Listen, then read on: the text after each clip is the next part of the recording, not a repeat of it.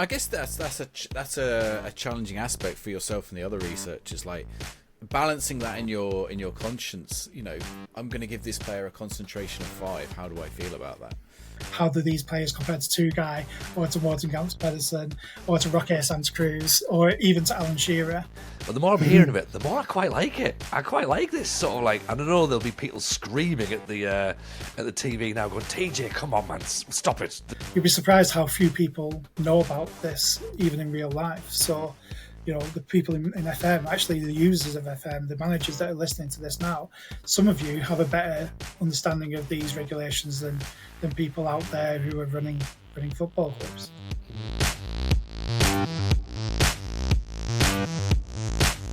Hello everyone and welcome to another episode of the FM Show. I'm your host Tony Jameson, and joining me this evening is not Si and it's not Aaron. Obviously if you're watching on YouTube you'll be able to see that that's definitely the situation. On audio platforms, I do have to tell you they're not here. Well, Si's not here yet. He's on his way. But I am joined by a very special guest. I'm very excited to have him on board. Everyone, say hello to Andy Watson, who is an EFL recruitment expert. Andy, welcome to the FM Show. How are you, pal? Are you good? Yeah, I'm good, thank you, Tony. Si's computer frung wobbly was not part of the plan for this. Although, you know, it's nice to have a one-on-one conversation. We can probably get quite a lot out of what we need to talk about here. And thankfully for you anyway, I've loved, Championship Manager, then Football Manager for the last 20 years. So, hopefully we can get through a good show here and give the listeners and the watchers some entertainment. Oh, look at that, Si. He's coming for your job. He's primed. He's ready to go. Well, Andy, honestly, it's great to have you in. I know we spoke a little bit in that sort of pre-record time where we're obviously working out what's happening with Si's computer. He will apparently join at some point during the show, so that's going to be quite exciting. But yeah, let's explain what it is that you actually do then. So we've billed you as the EFL recruitment expert. So do you want to start explaining to the listeners what that means, and then how it ties in with Football Manager as well? Yeah, absolutely. So I suppose I'll start with the current situation so that is clarified, and then I'll retreat backwards and fill in the blanks, as it were. So what I'm doing at the moment is my own business, which is called the GBE Expert Hub. And I know you want me to clarify what GBE means, and we'll come to another acronym in a minute. So a governing body endorsement is a GBE. And that basically was brought in. I'm sure a lot of FM players will be familiar with being frustrated about not being able to get work permits for players, right? So it's this area that we're talking about. So in 2020, after Brexit, after it all kind of went through, the FA and the Home Office got together and they needed to come up with a system to implement to allow clubs to know who they could bring in and who they couldn't. Because obviously it used to be fairly straightforward in terms of if you were recruiting from the EU, you knew that they were going to be able to come and get a work permit and play for you because, freedom of movement in the EU kind of overruled most things. So once we left that, there needed to be a system in place, and GBE is that system. So again, as most listeners and viewers will understand, there is a set of criteria that players have to hit.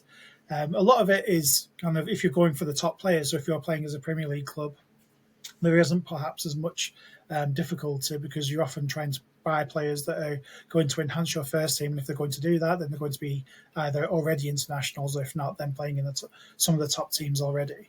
I think a lot of people have found that when they're trying to be a little bit more savvy or try and go for players that are maybe outside of the norm, then this can prove to be a problem. So what I do in my current role, again, this is something that I've set up myself, is basically looked at those regulations and broken them down and tried to help people to understand what those regulations are and, more importantly, how they can use them to be able to recruit well. So I'm doing that in kind of real life, as it were. So I'm speaking to clubs, I'm speaking to agents, players, anybody basically can come onto the GBE Expert Hub. which I think we'll probably link in the show notes, just so people can come and have a look at it. There's free content out there, so people can join it for free. There's been 12 days of content already for free, and there will be a monthly update for free as well, just to allow people. I think FM players and users will be kind of familiar with it, but if you do want to have a lot of knowledge on this, that's going to help your gameplay as well as kind of understand what's going on in your club in real life. And for those people who don't kind of live in the UK, they won't really have much knowledge of these rules at all. So it's certainly something that I think is, yes, I know it's a niche. I know it's quite a narrow niche in a way, but it's something that not many people have focused on and drilled into. So it can be quite a powerful thing to be able to say to clubs, look, we know that you're trying to recruit domestically, but it's a real struggle because so many clubs are trying to do that.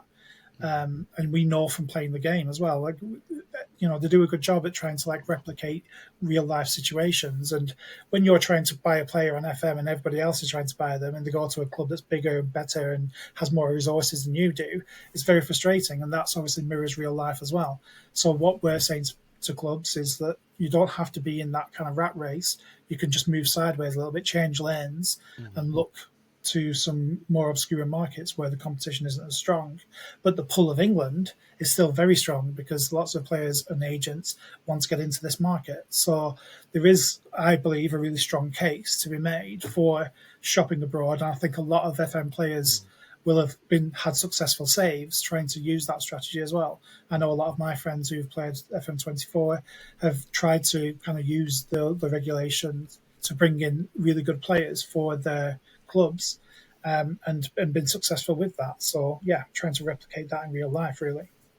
Yeah, I was going to say, I think most people's football manager and championship manager careers are probably littered with Scandinavian wonder kids, aren't they? Yeah, so absolutely. do you know what I mean? It's always that everyone knows to go to Eastern Europe, that sort of thing. I've been in Greece this year. My registration rules allowed me to get English players in for free because they weren't sort of affected by the registration rules. That was quite handy as well. And also as well, you're speaking about niche things. I mean, come on, you're talking to a guy who made a stand-up show about football managers. So niche, we're all about niche around here. While you're doing that, Si, I think you've potentially joined us. Let's just check if we have some element of audio on Si Maggio, and if not, we'll come straight back to you, Andy. I think my work permit was rejected, but it was successful on appeal. So successful on appeal. There you go. Yeah. Ooh, that's a very rare situation. Trust me, you've done well there to get through the exceptions panel. Oh, I thought I was reading the blog. I thought the exceptions panel wasn't too bad. I thought it was kind of, whenever I've done it in Football Manager, I tend to have a pretty good success rate with the exceptions panel. But yeah, it's funny. Young players or. I think, so young players will help. Things have changed a lot since the last release. So I'm interested. Obviously, I don't know if we'll touch on the release issues, but I'll be interested to see. I speak a lot to Dean Ripton, who it's probably been, I don't know if he's been mentioned on the podcast before, but obviously I worked as a researcher for Blackburn Rovers on FM22 and 23. So I was working a lot with Dean, and he knew very much of my kind of expertise in this area. So we've had a lot of conversations about kind of my experiences and getting things right and how that's going to program into the game. So it's been really interesting to talk to Dean about that. And I certainly don't envy those programmers who have to read through this documentation like I've had to do and see how that's going to actually work out. And I think the most difficult thing for them is to get the AI to do it correctly, to get it working right in the background. And like you say, I think they've probably been a little bit more generous with the exceptions panel in the game than there is in real life. Certainly in England. I think in Scotland, there's been a lot more generosity with the SFA in terms of the way that they run their exceptions panel. Mm-hmm. And that's the funny thing about, obviously, the UK being, in one government and yet being stratified in terms of football, is that we've got all these 4 different FAs who can interpret the UK government rules in different ways, although there does have to be a certain similarity in some cases. But yeah, I don't really have enough Scottish FM experience from this game to know whether that is replicated in the game or whether it's relatively similar across all the different UK countries.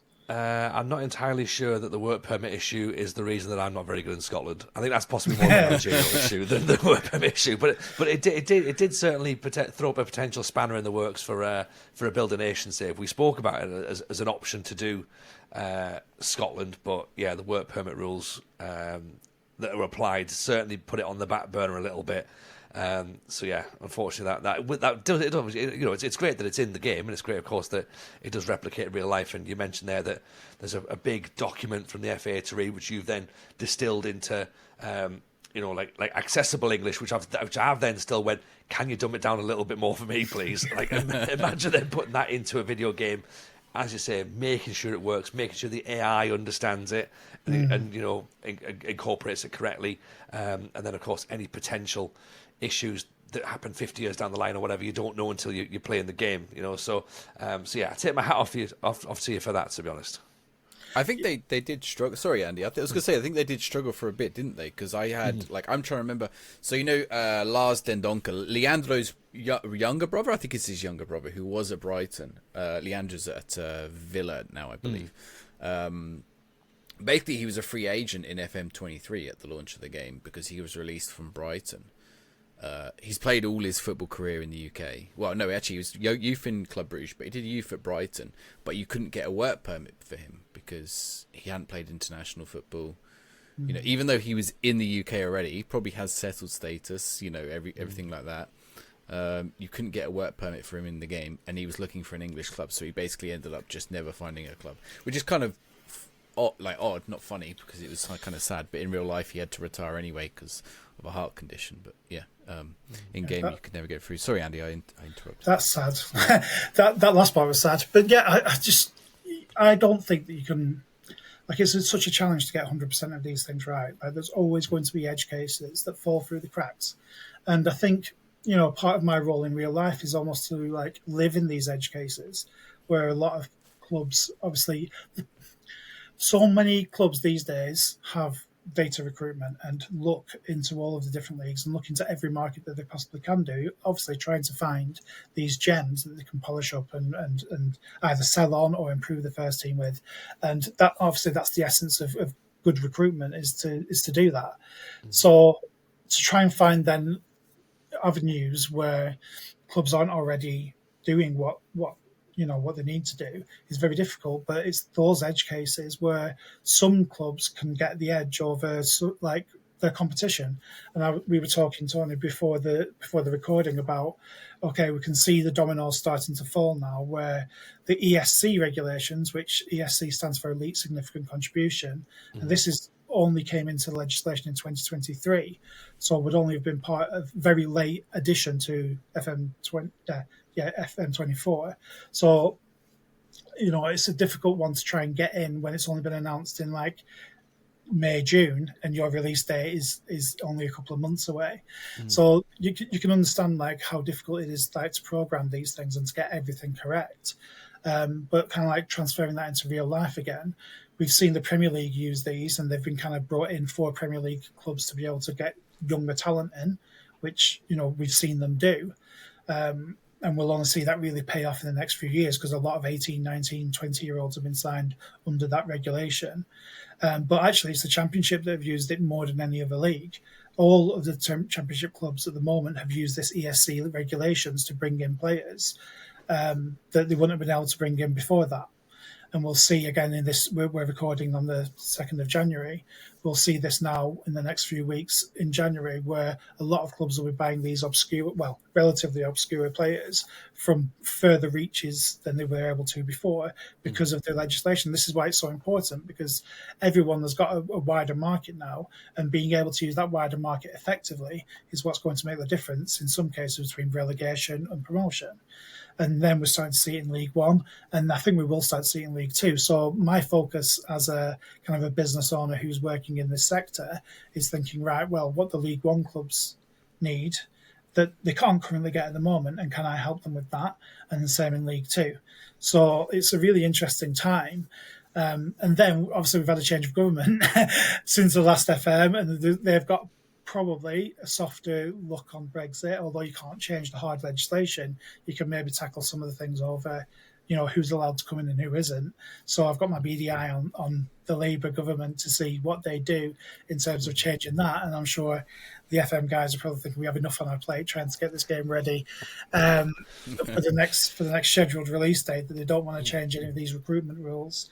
And they won't. Like, the next set of documentation, it does change every year. But most of it stays the same. Only a few adaptations were last season. I think Australia. So for the next FM game, Australia will be a country where you should be scouting, because that has been added to the Band 5 list, which wasn't before. Okay. So that's a little kind of a piece of advice before the game even comes out. Australia should be more open to you to be able to use. And then, hopefully, like I said, there won't be too many more big adaptations. Is this why we're seeing more Ecuadorians, Colombians, these national Koreans coming into the league? Is that as a result of these changes? Yeah. So I mentioned it was 2023 that these regulations changed. So just to delve into the ESC changes a little bit more, before the ESC, so between 2021 and 2023, we had the GBE rules, and they said that you had to have 15 points. You could either have an auto pass as an international, as long as you were playing a decent number of minutes for a nation in the top 50 of the FIFA rankings. So that's what an auto pass would enable you to do. And then underneath that, there was a 15-point criteria. And if you were playing in one of the Big 5 leagues, then that was pretty much guaranteed. Even playing in the Band 2 leagues, which for those who don't know, are Belgium, the Netherlands, Portugal and Turkey, the top tiers of those countries, they were very much open for shopping. And I think everybody who played FM22, 23 were very familiar with kind of like using, like, it was clear that you could get players from there. And then you had Band 3, which was a little bit more exotic. And this is actually of benefit to these countries. It was Brazil, Argentina, Mexico. And initially Russia.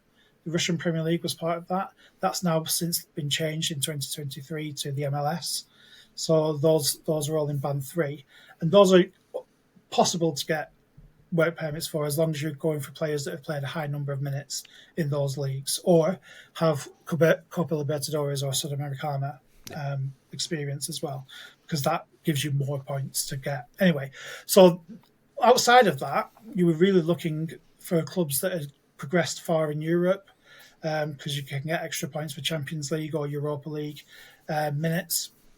So that was another route. But other than that, you were really limited into how you could get players. And I think FM players who were used to, like you said, going to Eastern Europe or going to Scandinavia, they were all Band 4, Band 5 leagues, like Denmark, Sweden, Norway, all of these like rich shopping grounds that we're used to. Like my first football manager was actually Championship manager in 98-99. I remember getting Kim Karlström as a player. Like you would shop in those Scandinavian leagues. Like everyone loves Tontonzola Moukoko, right? So you couldn't get those players anymore because of these legislations. So coming back to the ESC point, because these leagues are in Band 4 and Band 5, some of them, once the ESC legislation was brought in, all Premier League clubs and Championship clubs had 4 slots that they could then use on players that, as long as they'd made an appearance in one of those leagues, then they were eligible for you to come and bring in. And, surprisingly, a lot of people in real life, a lot of recruiters in real life still don't know this, which is why I'm kind of like beating the drum for it. But there's all sorts of other like kind of criteria in the ESC legislation. For instance, like if you've made a UEFA Youth League appearance in the last 2 years, regardless of what you've done since then, you're eligible for a transfer to the UK. If you have played an under 18s, 19s, 20s, 21 appearance for any nation ranked in the top 50, regardless of what you've gone on to do afterwards, you're eligible for a ESC. If you're playing for a nation that is outside of the top 50, as long as you've made 5 appearances, either senior or in an unders competitive international, then you're eligible for a transfer to the UK. So these are all like pieces of criteria that have obviously been coded into the game, and obviously also in real life, that these are little niches and avenues. So going back to your point, Si, about these kind of nations players coming over, we're seeing Japan and Korea, they were added to Band 5 in 2023. So we've seen a lot of that in real life where players from those leagues have come over, and I think that's a rich potential shopping area for FM users as well. As I said, Australia has just come into Band 5. But there's all sorts of like Italy. The second tier of Italy wasn't in the legislation at all until 2023. They were added in. So it's interesting. This is where FM and real life obviously collide. And if you keep your eye on, not trying to like force people to come and join my blog, but if you keep an eye on like what I kind of put out there, then actually it probably help you in your FM as well as like I said, knowing what's going on in your own club. If you're an EFL fan, especially, like these things aren't necessarily talked about in the EFL as much as they are at the top of the Premier League, but really it does affect these clubs like lower down the leagues. And for anybody who's a big National League fan or non-league fan and starts their games like in National League North as I always used to do, and I'm sure many people that are listening do, the work permit stuff doesn't affect non-league. This is why you don't really see, even though there is quite a lot of teams in National League with good budgets who probably could afford to bring players in from overseas, you can't do it because the legislation at the moment only applies to those professional clubs. And I know there's a lot of professional clubs in National League, but the top 92 basically, and underneath that it's all red tape, unfortunately. And I've had a lot of people from kind of non-league talk to me and say, what can you tell us about our situation? And it's often like, well, you need to get promoted into League Two, basically, if you're wanting to like kind of have an international pool of scouts.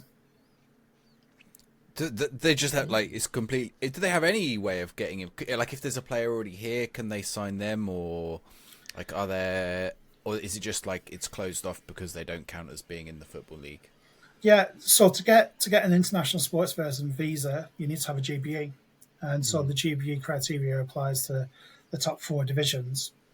You mentioned about people like already being here. You actually have to reapply for a work permit within the first. Like let's just say that a player has been bought in 2023 and they've impressed and they've wanted to move on. An example would be Tyler Binden at the moment. He's being linked to a lot of clubs from Reading, isn't it? So Reading signed him 2 years ago, 18 months ago, actually.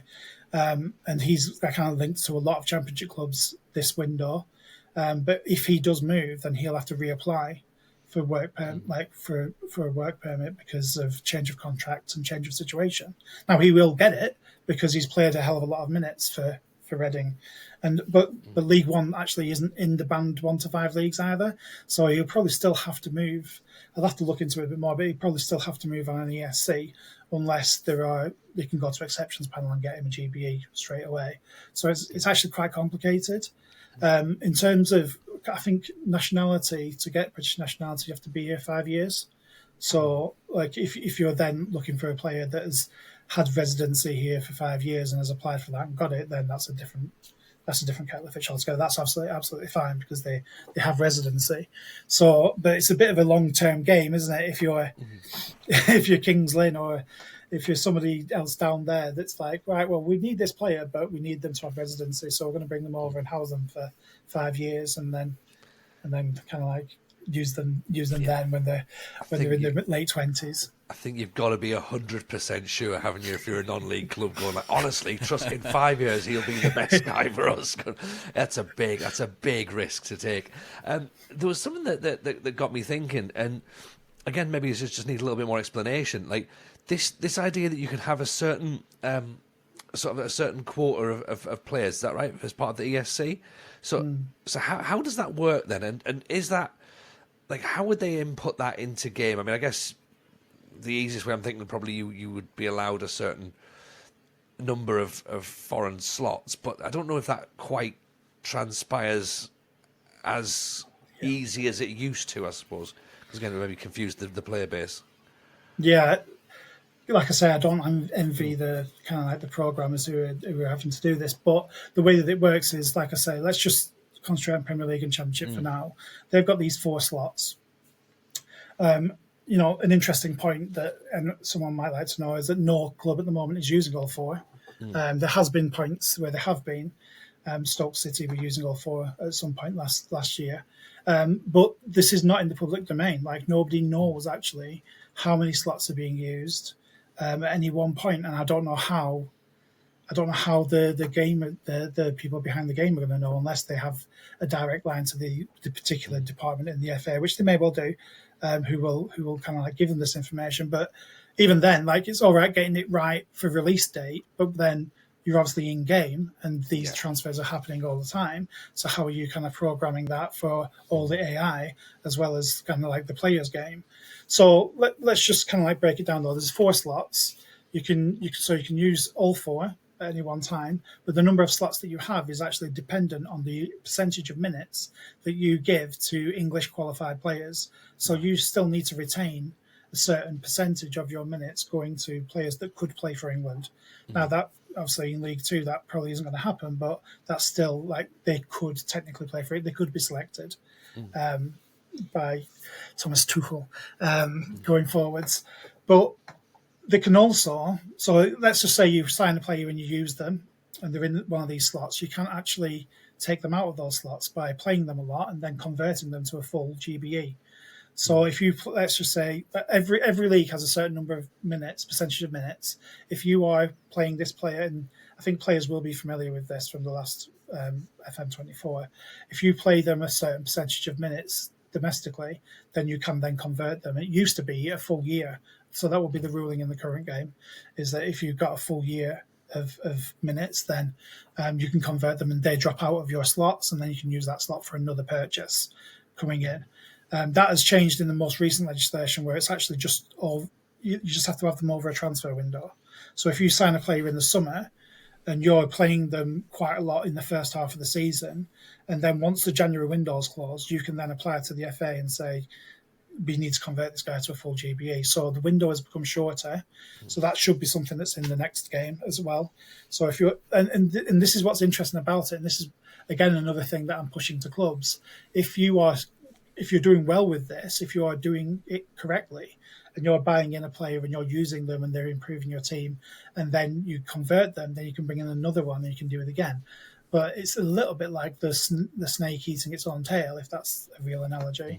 Like, the more foreign players that you bring in this system, and you kind of like turn them over and bring another one in, turn them over and bring another one in, you're automatically bringing down the percentage of percentage of minutes that you're giving to English qualified players. So at some point, you've been that successful in converting them and using them that actually you're in trouble of losing the slot altogether because you're using too many foreign players. But I suspect, knowing the market as it is, if you are doing that, then you're probably going to have interest from higher up in the hierarchy, where you're going to end up selling some of those players hopefully for a good profit, and that's going to help your bottom line, and you're helping your club that way as well. So there's massive opportunities out there, and I'm sure, as I said, like some savvy FM players have kind of built their clubs and built their squad building along these lines and understand exactly what I'm talking about. It's just trying to replicate that in real life, which is obviously what is very difficult, because there's a lot of things that can't be programmed into FM that happen in real life. So yeah, it's a really interesting area of the market, and I'm absolutely determined to try and help like people make a difference here just by giving them that kind of stuff that I've been talking to you about. Like, you'll be surprised how few people know about this even in real life. So the people in FM, actually the users of FM, the managers that are listening to this now, some of you have a better understanding of these regulations than people out there who are running football clubs.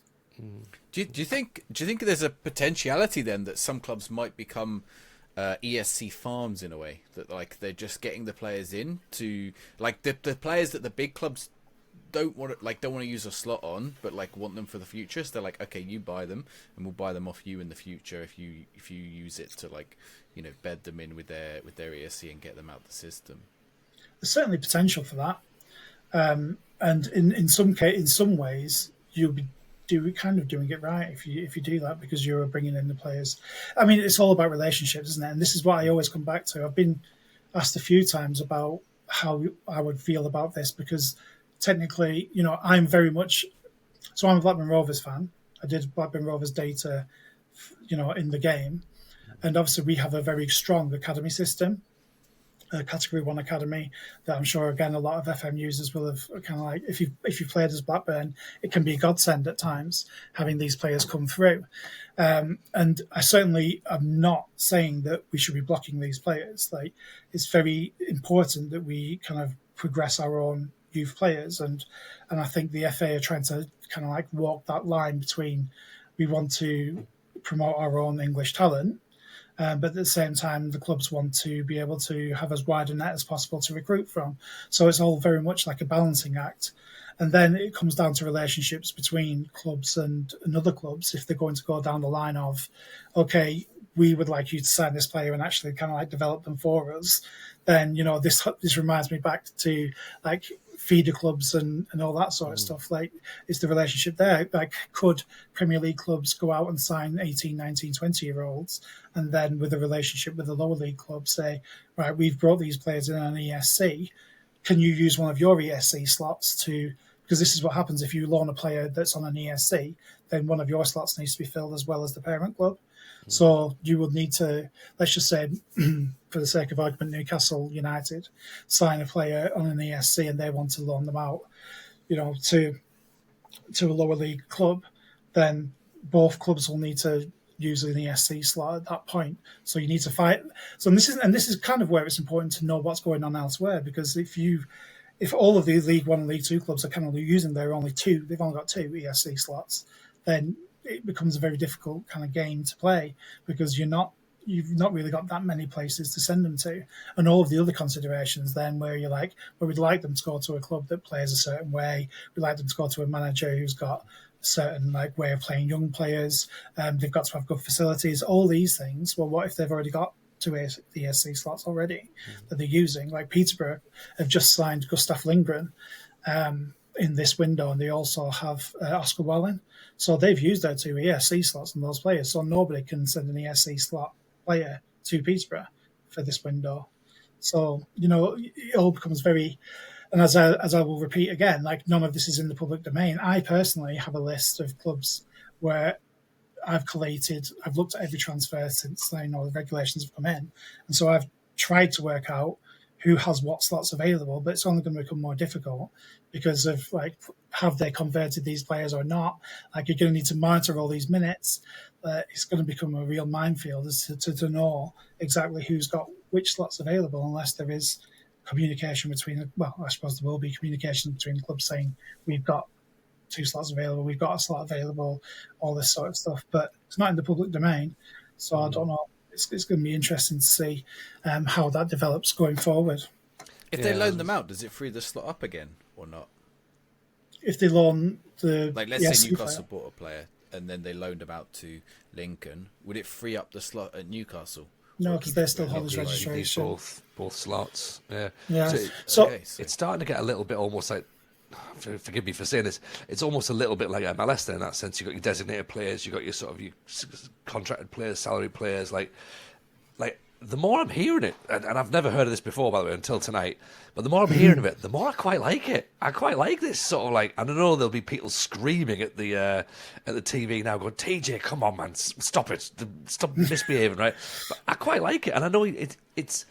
I understand the balancing act that obviously that the FA want, which is ultimately they want England to win a World Cup and the clubs want to win domestically. And it's how do you prioritise those things? And the English FA are constantly playing catch up, going, "Oh, we'll do this from 20 years ago," and it's yep, good luck. Everyone's moved on with that.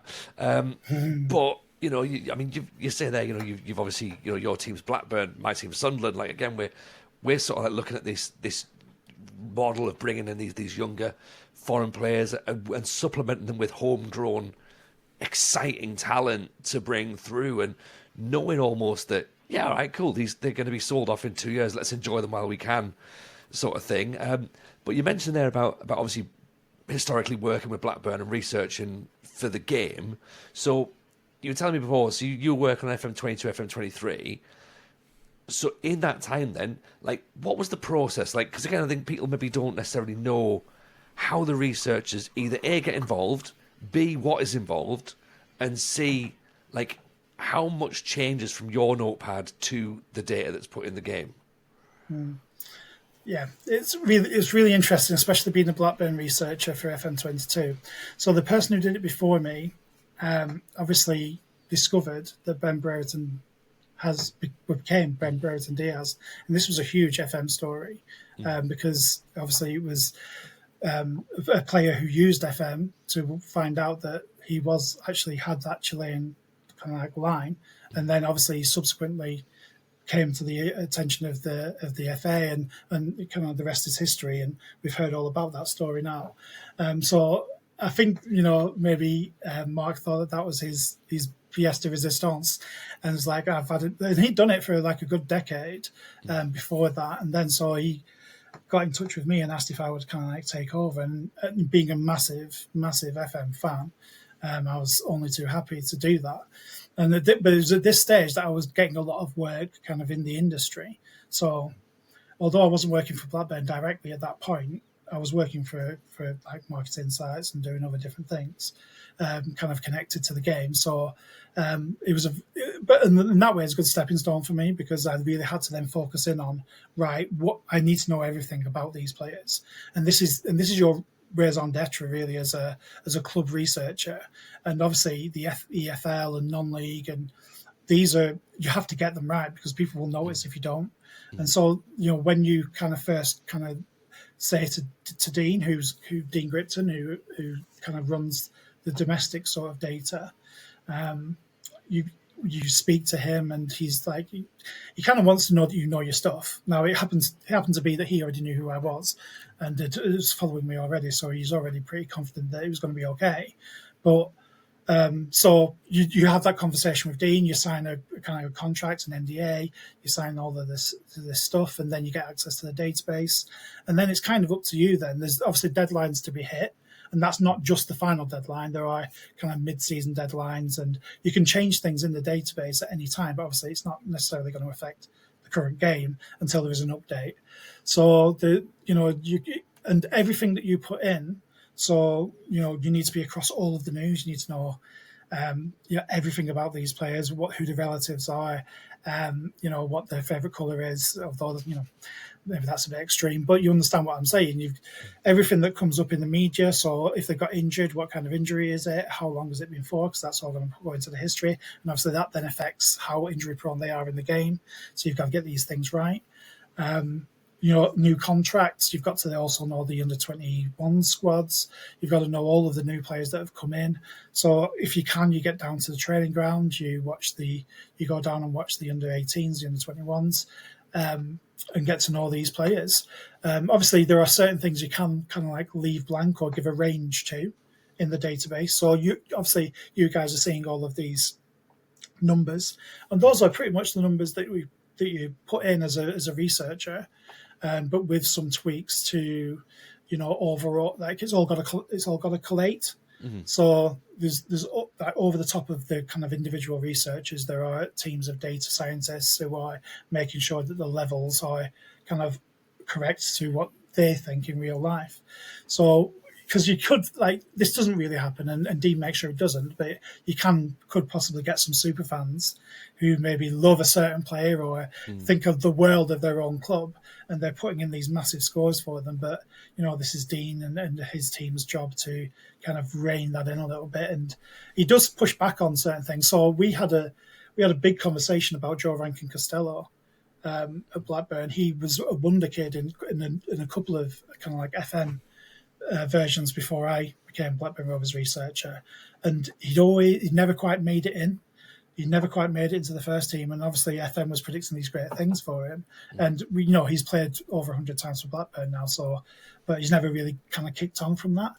But at the time when I was researching, he'd had yet another injury, and but he's a player that can play almost every position, as people that have had him in FM will know. And Dean was constantly like, "Can he actually play all of these positions?" And I'm like, well, yeah, actually, he can. Like, I've seen him play right back. I've seen him play left back. I've seen him play holding midfield. I've seen him play attacking midfield. He's been used as a wide player as well. I've seen him play like the side of a 3. So it's very difficult because you're giving him like these scores, and it's got to be over a certain, like if you're giving a 15 to 20 that he can play in that position, then that's a position that then kind of goes onto his profile in FM, you see. So if you don't want them necessarily to show up as a CN, then you could give them maybe a 13, 14 in the database, and this will mean it doesn't show up on his profile. So I think he's what I'm saying is you've got to know your stuff. You've got to understand the system. It takes you a while to kind of learn it, but once you've got it, and Dean does an amazing job. I don't know how he keeps across 90. I think he's mainly focused on the EFL, so 72 clubs with all of the unders as well, and making sure that all the biographical detail is correct.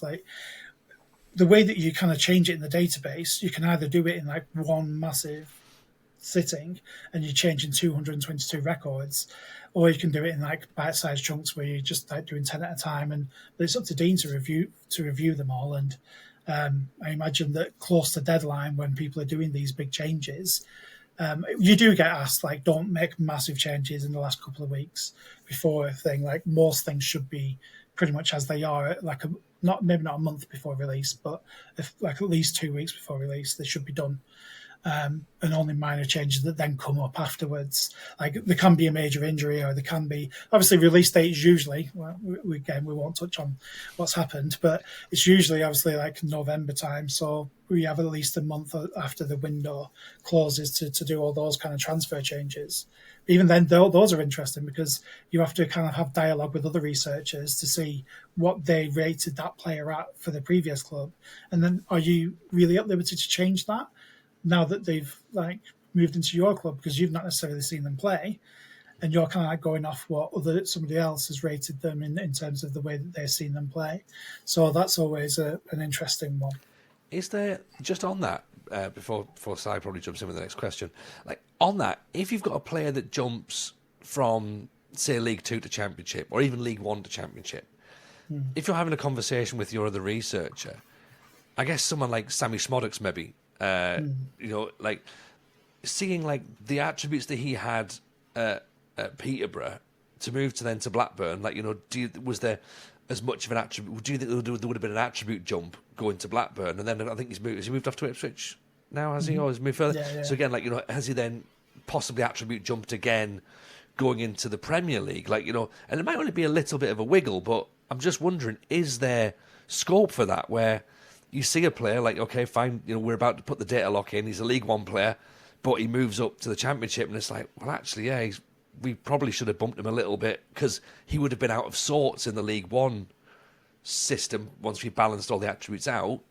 Do you then raise it up a little bit so he doesn't seem out of sorts in the Championship? Does that make sense? Yeah. I mean, a lot of this is kind of like real life recruiting. You're looking at a League 1, League 2 player, wondering whether they can handle the jump up, and how this is absolutely true, and everyone in real life will understand this.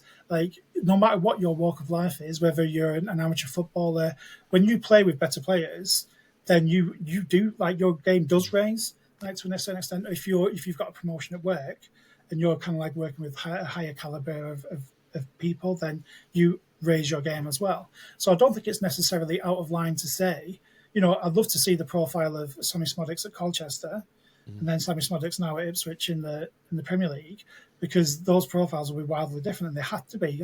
If you had that profile in League 2, they would absolutely smash the league to pieces. So I think even Sammy would say, and I've met him and I've spoken to him in my role with Blackburn in real life, and he would always have confidence that he would be able to kind of rise to the challenge. And I think some of those mental stats will have increased, obviously experience and all of that sort of stuff. And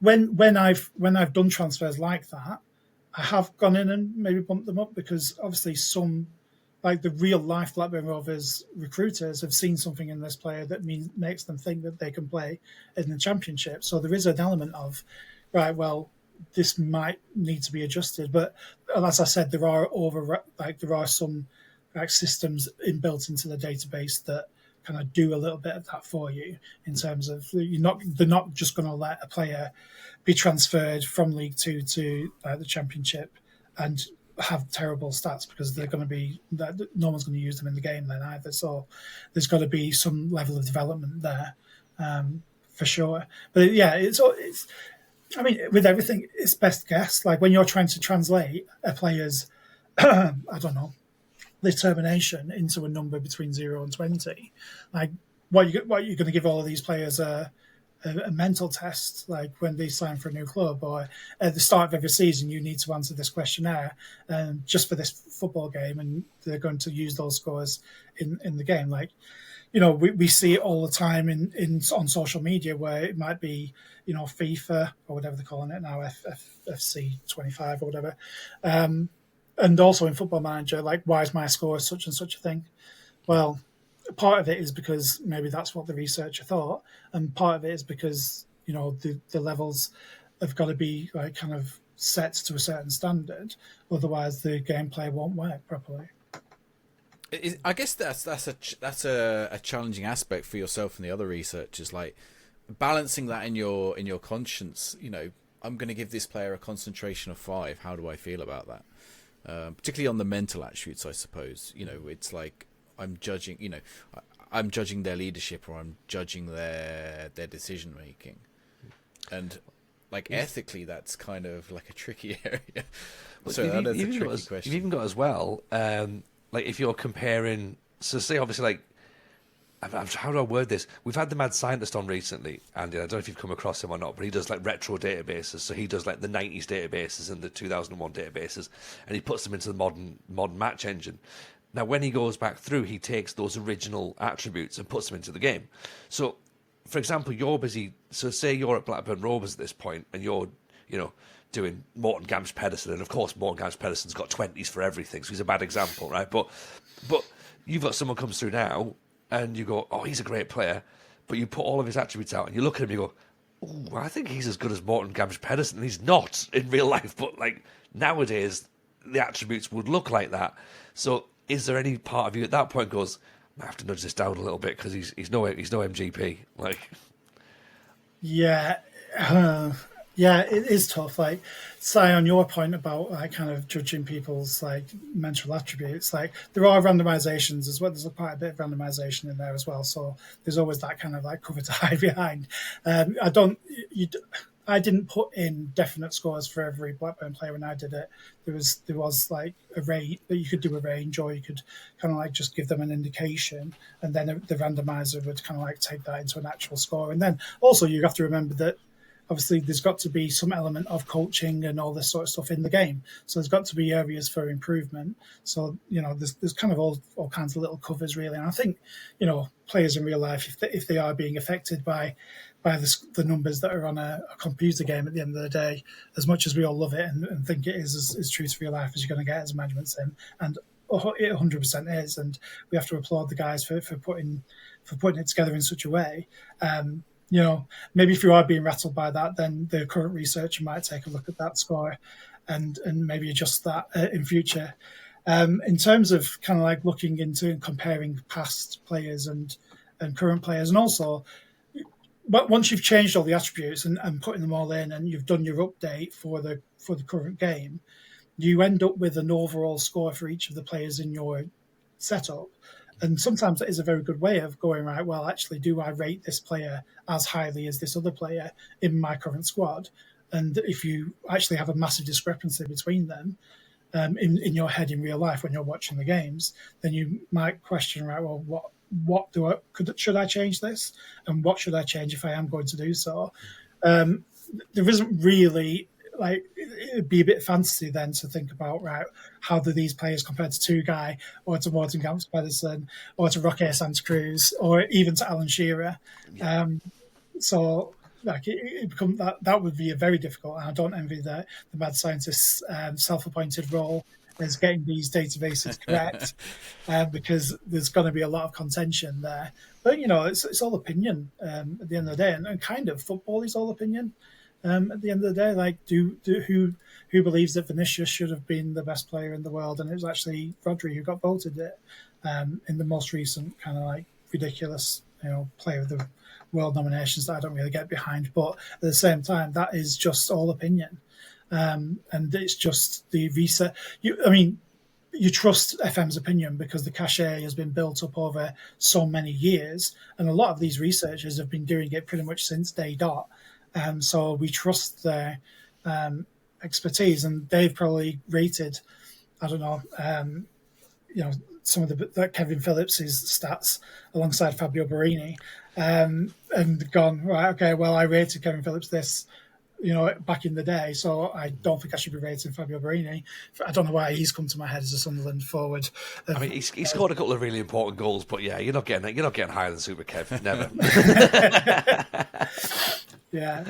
So, I mean, obviously Sunderland have got when the new game does come out, Sunderland will be a very interesting club to manage because of, like you touched on, the way that they're recruiting, the way that they are using the young players, the youth of the squad, and the potential that's there.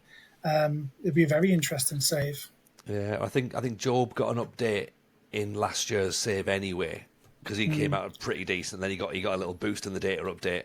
Chris Rigg is an exceptional footballer, and the less amount of people in the world that know this, the better. Like, so if everyone could just forget how good he is. I think the cat is out of the bag. Like the championship is very interesting because it really is become a proving ground for talent, and it's a very interesting shopping ground for those big five leagues. We saw Jude do it, and obviously Job. I think it'd be interesting. I don't know who the Sunderland researcher is at the minute. But it must have been and even the Birmingham one, it must have been a very difficult kind of task to kind of rate Job coming through, because you want to steer clear of those comparisons to Jude, but at the same time, Job is an exceptional talent for the championship, and I think we're all kind of like seeing that and wondering how far he can go. And I think he'll play for England. Yeah, I think going back, I remember some people saying Job was potentially better than Jude, but Jude had already established himself, so it's it's a big risk then, isn't it? Because you're like, okay, we think he might be better than his brother, but his brother has actually gone on to prove it, and he hasn't yet. So it's like, do we rate him higher or not? And he's probably not going to reach where his brother is quite, but he's certainly going to be playing Premier League, I imagine, in the future at a minimum. Yeah. If not taking the same sort of, I mean, it's always dangerous, isn't it? Like, I bet a lot of Bundesliga clubs are watching Job and going, right, well, maybe we can replicate that path. But maybe, Job doesn't want to do that because that's too much. Like, we've already seen him obviously having his forename on the shirt in that kind of like effort to differentiate himself from his brother. But yeah, it reminds me a little bit of the Venus and Serena tennis thing, where people like Venus Williams, what an amazing player. She made her debut at 14 and she got to the last stage of the US Open at 16, I think it was. And all the while, Venus and Richard Williams, the father, was saying, yeah, but you just wait a couple of years and here comes Serena and she becomes the greatest player in the world. Now, I don't think that's necessarily going to happen with the Bellingham brothers, but I think we will see that Job is certainly going to hit good heights. And people questioned the transfer at the time. Tony, you will know this. Like, why are they spending this amount? I think it was 3 million. Something like that, yeah. It was a lot of money, and we weren't spending money at the time either. Exactly. So, and why are they spending this money? But already he's worth multiple times that. So it's one of those. Again, recruitment. It's all about identifying these opportunities, and it doesn't matter how old the player is. If you think that you can see something and develop it, and then the transfer market is there for these players, it's a bit more difficult at the top end, ironically, to try and get kind of value out of the players. My calling card for this is always the Anthony transfer to Manchester United, how much they ended up paying for him, I think 120 million for Anthony, and I think most people would look at that Manchester United side, especially at the moment, and say, you've spent 120 million on that player. It's a very difficult, because where is your ceiling? And I'm sure a lot of FM users will have gone, right, well, I want this player and I want him at all costs and I want my board to finance it, but is it always the right call? I think that's the thing. I think I play the game that way now, very much. I sort of right, I try and look for a profit, so I'm trying to look for something that's go right. Okay, that's a reasonable figure. I'll pay that because I can make my money back on it. And you're right. Looking at the top division, the Premier Division, there's no business sense there. No one's buying a player to turn profit. Unless certainly in the top 5 or 6 clubs, you maybe obviously could argue Brighton, Brentford, that they're really good at selling off for profit. But everyone else, no one's making money really on transfers. And you go, there's no wonder that obviously everyone's getting pulled up for PSR and stuff. But I suppose just I don't know what we're like for time for you, Andy. But I just wanted to get a quick thought on what you were thinking with FM25 coming up. I know obviously working on it. We mentioned a little bit before we started recording, but like, is it a game that you like? I mean, I know you're going to be busy this year, so I don't know how much time you're going to have to commit to FM25. But is it something that's still on your sort of horizon? Like, are you looking forward to it? Are you excited for it, or where do you sit with it? I'm always excited for a new FM release. I can't help but not be, like, even if I hadn't worked on it, and even if I was actually in the last one, so I made my kind of like in-game debut. For those of you who are playing, obviously, FM24, you can find me on the Blackburn Rovers staff there. So that was a very special moment for me. It was very special to work on the previous two as well. But I was always excited before that for a new one. As I said earlier, my first one was 98-99 one, and I've followed the series all the way through. I haven't bought every single one, but I've always been excited to see the new releases regardless. I will be getting the new version, of course. My take on the whole release issue is, obviously, I'm going to say this in a way, but I'm fully supportive of the decision. I just believe that you can't put a game out there, especially one as well loved and cherished as the FM series. You can't put a game out there knowing that it's kind of unfinished, knowing that there's going to be lots of bugs, knowing that the gameplay element isn't going to be as strong as you were hoping to. And I think people underestimate, I know you've used this analogy already, but certain games take a hell of a long time to develop. And they have all that time behind closed doors. No one's expecting them to release a new version every year, but people expect FM to release a new version every year that has new elements to it. It's not just a player update of the last version. They've got to be new things, or else they're going to get criticised. And yet, underneath all that, I've known that this new kind of system, this new game engine, and all that background stuff was changing. That's a 4, 5, 6 year project, and yet you've still got people working on the top of all the other versions. So it's such a difficult thing to try and plan to get right. And in terms of the announcement of this, I completely get the frustrations. I had the same frustrations. People working in the game had the same frustrations, saying we probably could have got it out maybe, but it's very difficult. I use the analogy of everyone's done this. You think you can make a deadline for something, whether it's in your work, whether it's in your personal life. You think you can make that night out. You think you can make that wedding, for instance, and yet you have to cancel really late on because either something's gone wrong or you haven't quite had the time to do it to the best of your ability that you thought you did. You thought you could turbocharge it and you haven't quite been able to do it. And so you've had to cancel fairly late on. And it's frustrating, of course it is, but the decision has been made for the gamers as much as it has been for the company. You don't want to put something out there that's going to disappoint everybody and ruin some of that cachet that has been built up over 2 decades, 3 decades. So, I'm going to be fully in their corner, but I am, and I understand it. I also get the frustrations because I was looking forward as much as the next person to get my hands on. We were all waiting for that beta to come out, and we were all, those of us who are privileged enough to get the alpha to kind of start testing that. It's not me anymore, unfortunately, but some people out there do get that privilege. But yeah, absolutely. Just enjoy the saves that you've got going on at the moment. Elongate them. I've got friends who are now into 2045, 2050 odd, who are kind of dominating the world, and fair play to them for carrying on with it. I know I sometimes used to skip an FM iteration because I was so into a save that I had going on. So I would just implore people to just have that little bit of patience, keep the faith, and this is all being done for the betterment of the series in the long term. And so if we want FM to be around in 2035, 2045, then we've got to give them this chance to redevelop those infrastructures behind it. Yeah. Here. I can't say anything else on that side. I was waiting for either of us to go, yep, yeah, that'll do. Yeah, I think that's... My soapbox there. I guess you mentioned something in there. Are you going to be in the game this year, do you know, or is it... are you a face in the game this year? That depends on the Blackburn Rovers research, if they've been keeping up to date with their research. I shouldn't be. Okay, but are you going to be one of the? Because I think the researchers go in as the. Or you're not the researcher this year either. No. Well, I started working with Blackburn Rovers once Greg Broughton came in, 2022. So it's the back end of my, obviously the numbers are often confusing, but FM23 obviously came out in 2022. So I just pretty much finished up with the data for that game. And I said to Dean, look, I've got this opportunity to come work with Blackburn. Obviously, there's a conflict of interest there. I can't do both things. Although it would have been really handy for my research in a way, because I've been well in. The Blackburn research would never have been better. But so no, I couldn't continue with that. And obviously, it's quite an undertaking, and you are doing it.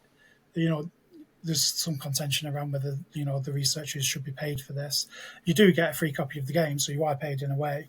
But I think it's understandable. A lot of people do it for the love of the game, but also the love of their own club and making sure they want to get their club represented correctly.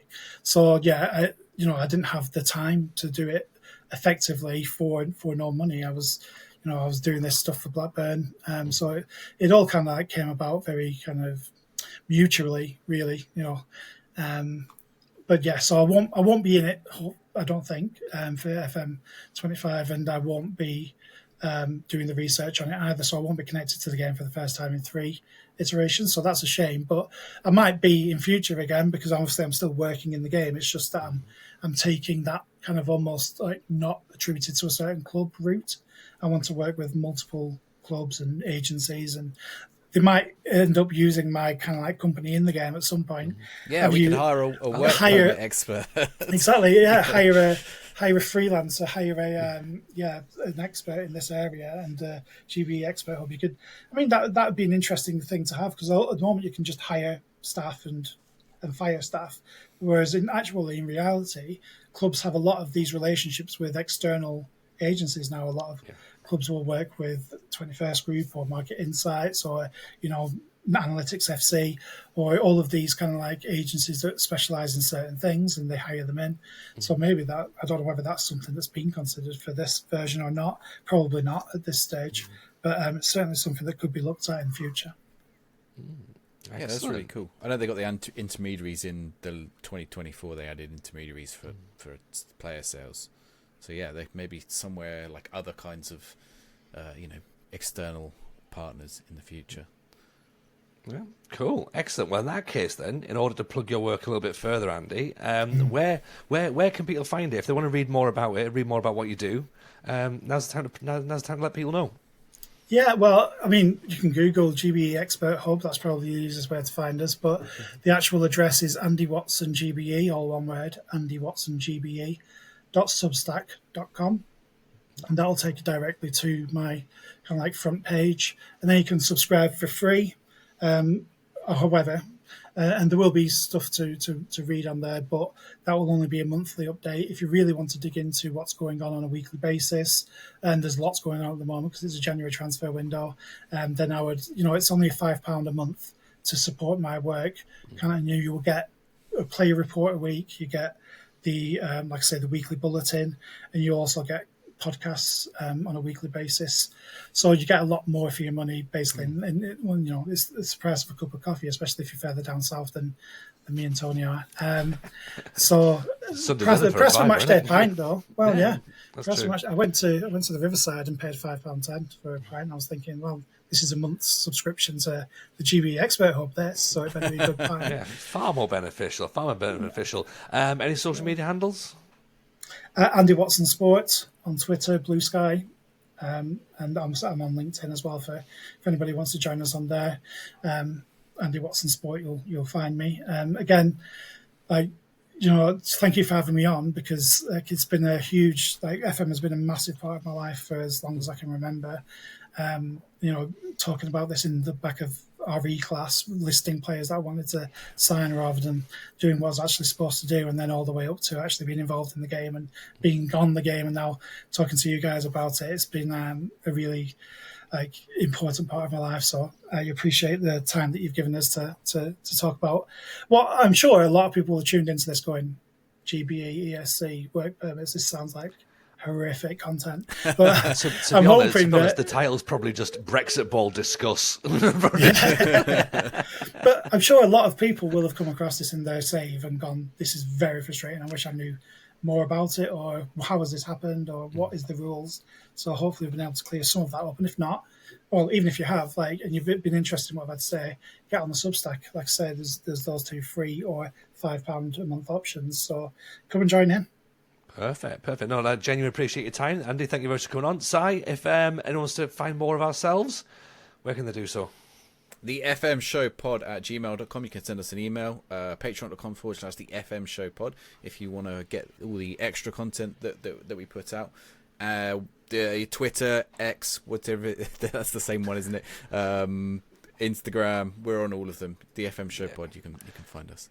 Yeah, cool. Excellent. Well, Andy, as I say, thank you very much for being on with us. Si, thanks for making your own way around eventually. Yeah, hope you've all enjoyed it. Let us know in the comments below if there's anything else that you want clarification on. But yeah, go and check Andy's Substack and do go and support if you can do.